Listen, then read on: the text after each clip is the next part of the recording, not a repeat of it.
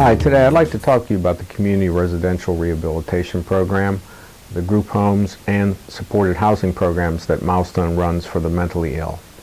Milestone has 57 beds for CRR. We have 3 big group homes. The Southwell facility has 8 people, but it's the most specialized program we have. It takes people who not only have mental illness, but they've been involved in the court system, the penal system, so they present unique challenges to how to handle their mental illness and also handle their navigation through the justice system. And that's really the goal of what CRR and supported housing are. They're to develop people's full potential and allow them to live independently from a structured mental health program after about a year, sometimes maybe up to 15 months of treatment. My name is Alicia Buggs. I'm the program supervisor of the Southwell CRR. I have been doing this work for 23 years. My group home is all male. The growth and change that I see, you usually have a client that comes in, they're in need of medication management, they're in need of putting their life back together, they're in need of gaining the necessary skills that we all take for granted. After 30, 60 days, you'll see the individuals learning their medication, you'll see them learning how to cook. You'll see them improving on their hygiene. Our program has really gotten a lot of notoriety from the justice-related system at the county for her taking the most difficult clients that you could possibly take in a mental health group home. People that have criminal charges, different types of issues, and she has to navigate through the justice system and also provide them with medication and treatment at the same time. And she's been very successful doing that to the point where there are a lot of case managers, service coordinators who specifically ask for her program when they have someone who's part of the justice system and also has a mental illness. Some individuals come and they want to get their GED, so we help get them connected to those programs that will help them achieve that goal. Sometimes you have people who have problems with literacy, so we're literally taking the time to find individuals to help them learn how to read. And then the biggest thing is when these individuals get to leave and they get to move into their own apartment. Those clients in my earlier years taught me a lot. They taught me a lot about mental health. I've met some amazing individuals doing this work. I mean, amazing men that have taught me a whole lot about life.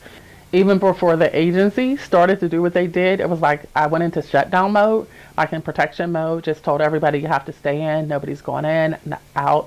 Just like everybody else, the big thing was just getting the products that we needed, the PPE stuff. A lot of families in the very beginning donated masks. My sister-in-law donated masks that they were making handmade.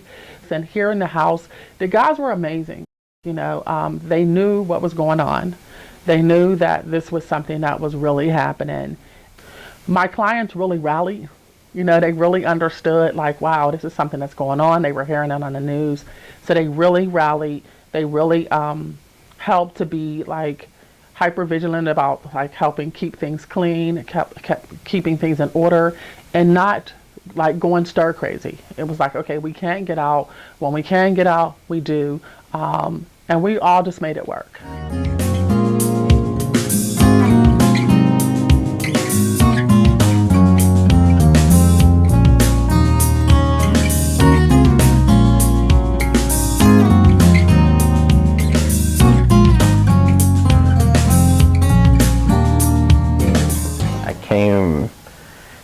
Prepared to work hard on myself and to have better support with others.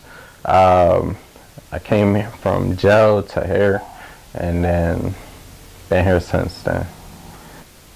I feel like inside here I have better support and everything. Like, I don't know, it's just like the grooming, the cooking, and the watching other fellas in the household do what they do just helps a lot.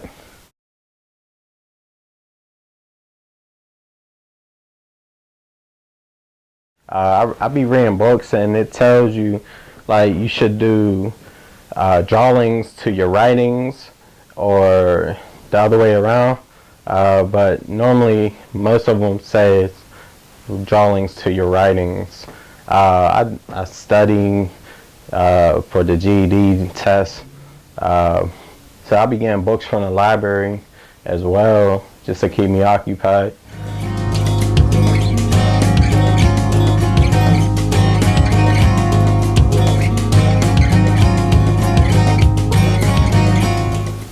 I used to didn't have a large attention span really. I was concerned everybody was watching me. My attention span didn't go that far, and I think it's gotten a lot better.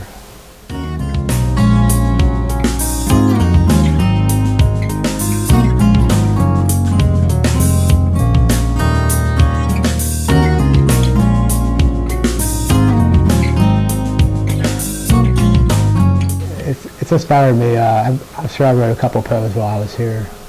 This one's it's about the moon.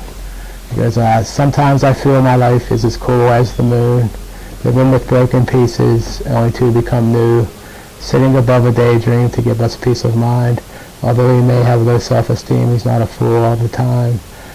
If I was the moon, as cool as the moon, I want to drift around the world from a light that isn't far, an ever-changing oneness who wants to be a star.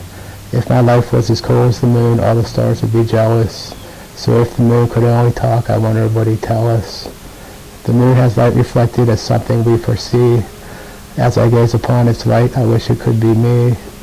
Going through life reflecting the sun to be restored in full again, seeking a recovery upon its life, a life that has no end. Alicia is a very hard-working person to the point where if she has, the more difficult the client, the more she looks at it as a challenge.